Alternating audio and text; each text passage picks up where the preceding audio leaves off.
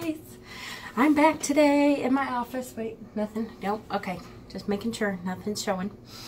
So I feel bad because I feel like I've been absent for a couple weeks. There's been a lot going on in my home life, kind of. My father had surgery yesterday, so those of you who sent along their good wishes, thank you. The surgery went well. It was a kind of major back surgery. There was some stuff impinging on his vertebrae, or on his spinal cord, and they went in and apparently scraped out the inside of 5 different vertebrae and tried to rebuild him some vertebrae with cadaver bone and titanium, and put titanium on the inside of the, if you know anything about it, they're called lamina, and that's what makes the hole for the spinal cord to go through.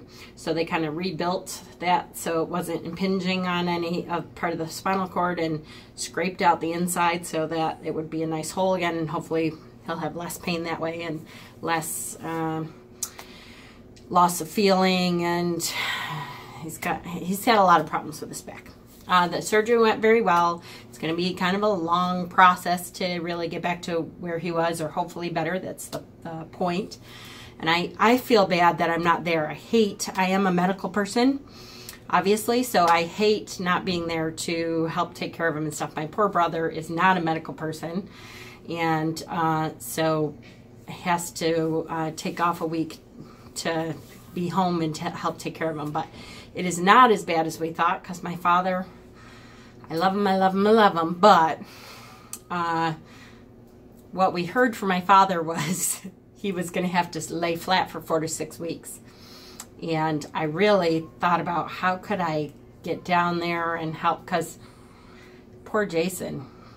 Anyways, that's what turns out. He doesn't have to lay flat for 4 to 6 weeks. As a matter of fact, today he's supposed to be, I haven't talked to him yet today, but he's supposed to be sitting up and trying to walk with help a little bit today. So while he will need some care, it's not going to be like what we thought. So that's good. So thank you for your energies, and you know, that healing energy goes a long way. So I appreciate it. What I have been doing also, though, is getting ready for Beltane, because Beltane is one of my 2 favorite holidays. I have to say, if I had to choose, Samhain is really, you know, my favorite. But I do take off of work for Beltane and Samhain both, and take time to really celebrate that turning of the year. It's very, very much a big part of my life, because to me it really is, there's, you know, the dark time of the year and the light time of the year, and especially in New York, there's a huge difference between the two. And so I will be happy to get rid of the dark time for sure, because I have had it. We finally got a bit of good weather. We are possibly going to get a dusting of snow on Sunday, though. But then by Monday it's supposed to be better, and then Tuesday it's supposed to be even better, and Wednesday it's supposed to be almost 80. It's New York in the spring. Who knows? But so I hopefully will have a good Beltane. I do take off. I actually took off Monday, Tuesday, and Wednesday this year, because I always forget to take off like the day after, which is a big deal. This year I did not, so that's good. But I wanted to come on for a while and talk about Beltane a little bit, and what it means to me, and how you can celebrate, and what you can include in your celebrations. And I actually decided to look up some spreads. I was going to do my own spread, and then I thought, you know, I hate to, because for me it's pretty obvious what the spread would include, because, you know, to me there's a lot of what Beltane means is really it's a celebration of fertility. So the Great Rite, if you've heard the Great Rite, that is the god and goddess getting it on, and celebrating the coming together of the 2 halves of yourself, and the rebirth of the earth, that, you know, things are starting to grow again, and the light half of the year comes back, and, you know, the summer is coming, and the sun is shining more, and the Beltane is one of the biggest holidays for the Fae. So if you celebrated all the Fae, which Again, I know I've talked about the Fae before. To me, that it's, you know, little energies. And so I always celebrate the Fae. It's a fun part of my celebrations is I always set out something for the Fae. And actually, I'm working on my fairy garden this year. Anyways, I wanted to do a spread though, and a couple people had some really good spreads. I am going to use one, and I feel bad because I love Ethany. She has two great spreads, which I will briefly show you in case you decide you want to do one of these and not the one I picked. You can kind of pause and do one of those. I love Ethany's spreads, and for some reason, the one I picked just kind of spoke to me a little more, that's also. And this is her other Beltane spread. You can pause it and copy that down. And this is the questions for her other Beltane spread and the site where you can find it on the internet there. The spread that I chose to do, though, is called Fire and Fields, a Beltane's Tarot Spread. So there's that, and it is from wortsandcunning.com. That's wortsandcunning.com, and it is a site that really, actually, they do. I've been wanting so bad to. I just haven't had the extra money, but I want to take their course. They have a course for Worts and Cunning, which is wildcrafting, you know, is herbal, taking stuff out of the earth from around you and using it for medicines and using it for, you know, different stuff in your house and learning, you know, what herbs are what. And, you know, I do a lot of self-study for that, but I would love to take an actual course to do that. And there's actually, you know, go and read it. It's really good.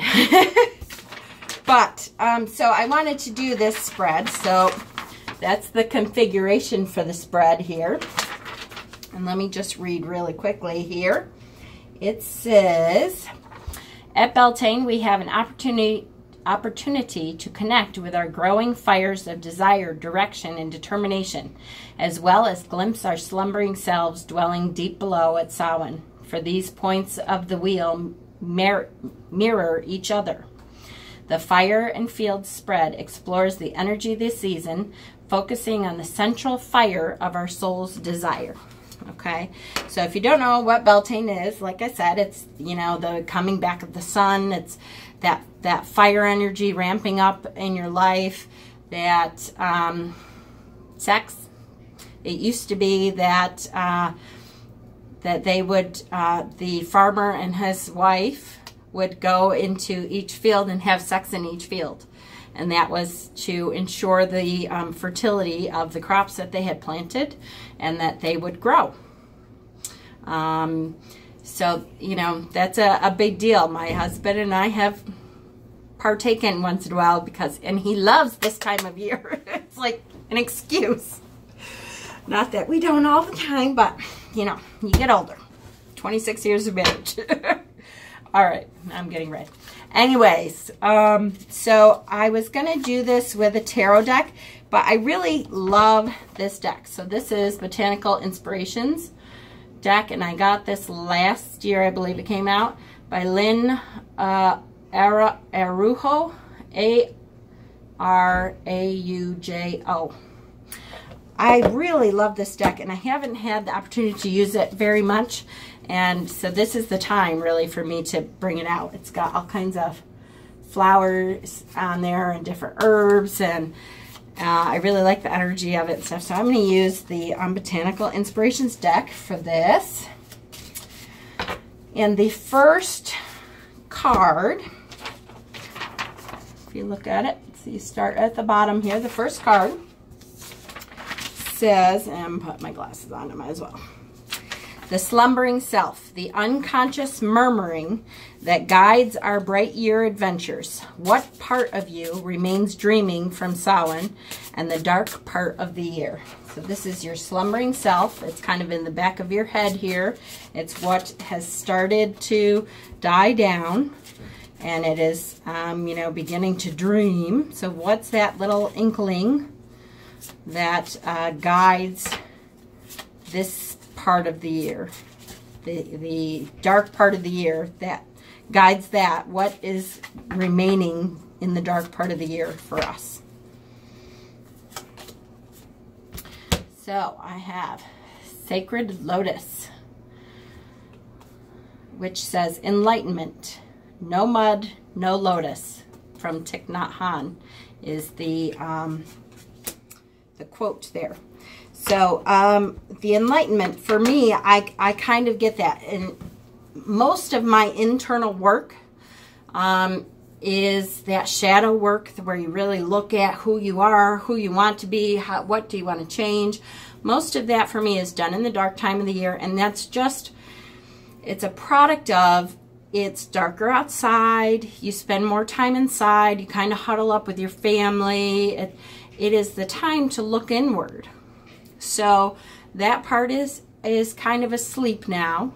My enlightenment has died down, and it's time to, you know, put your energies elsewhere. It's time to put your energies into the rest of the world to say, all right, what can I help with? What can I get out there and do? Who can I, you know, go and spend time with and pull into my life and that kind of thing. That for me, that Beltane starts that time of the year where I'm thinking about other people more, where I'm making my land look beautiful, where it's time to be extroverted as much as I can. Not that I suddenly turn into an extrovert, I don't. Okay, so 2 is right above it. And this is the seedling. Nurtured since the spring equinox, since Ostara, the seedlings have grown into young plants. What has been growing in your life and is now ready for the maturity of summer?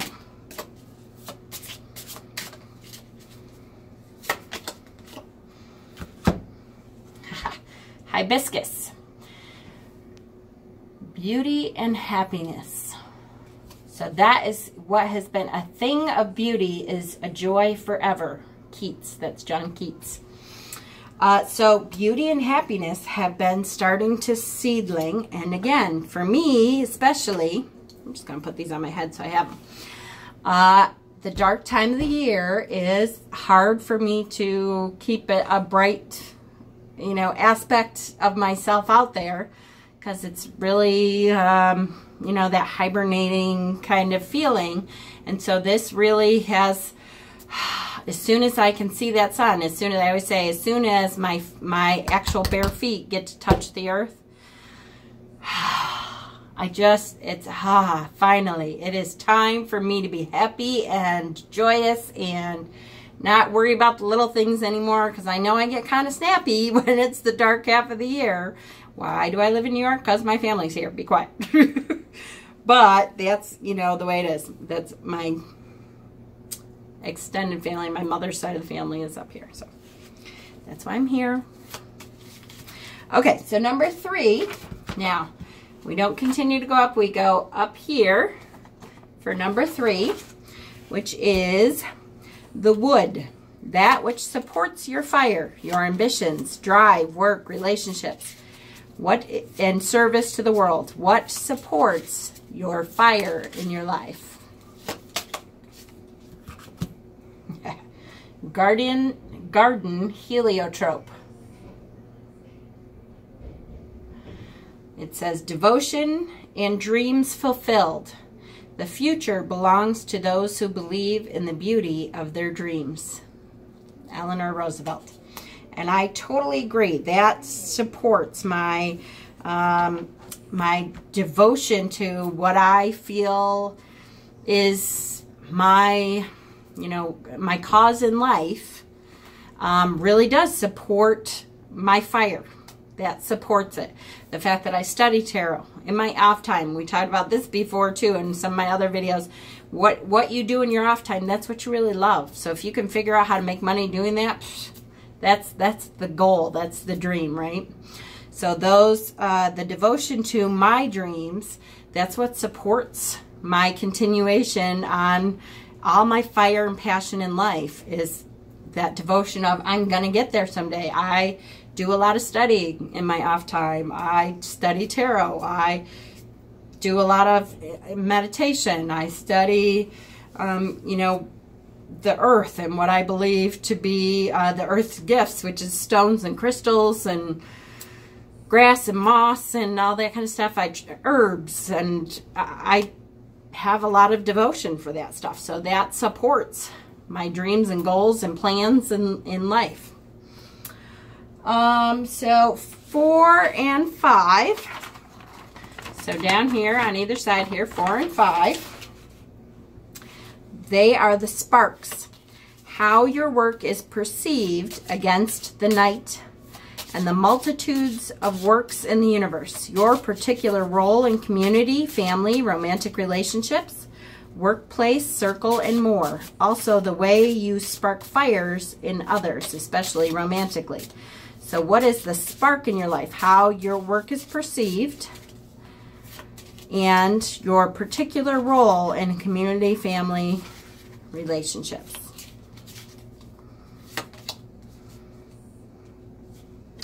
Okay, so we have the red rose. That's a spark, which is hidden secrets. 3 things cannot long be hidden: the sun, the moon, and the truth. Buddha. So, hidden secrets. 3 things cannot be hidden: the sun, the moon, and the truth. So, the spark in your life, how your work is perceived. I think part of that is how the outside world perceives what I do. They believe that it's like this mystical secret powers, and you know, that the tarot is some mystical thing that's hard to know how to do it and all that kind of thing. And I you know, think that's funny that they think it's a hidden secret, but I don't see that. So, and the other one is your particular role in your community, family, romantic relationships, and the way you spark fires in others. Honeysuckle, woodbine, domestic happiness, and devoted affection. So, while I recognize that that card has come up, I am very happy domestically because my husband is just awesome. I often feel like the inadequate one. Like, you know, I feel like he gives and gives and gives, and I don't give enough. And I'm sure I do. I give more than I think. But he always seems to be the one that is giving and doing stuff for me and making sure that I'm happy with stuff. And he's always looking out. But I always am thanking him. I'm always thankful for him. I always feel like I'm so lucky to have that at home. That some people really are living their lives with someone because it's habit, or that's what's always been done. And I get to have this kind of relationship that we, you know, we talk about with the kids gone, how different it is that it's him and I focused on each other. And it's always been that way for us, though.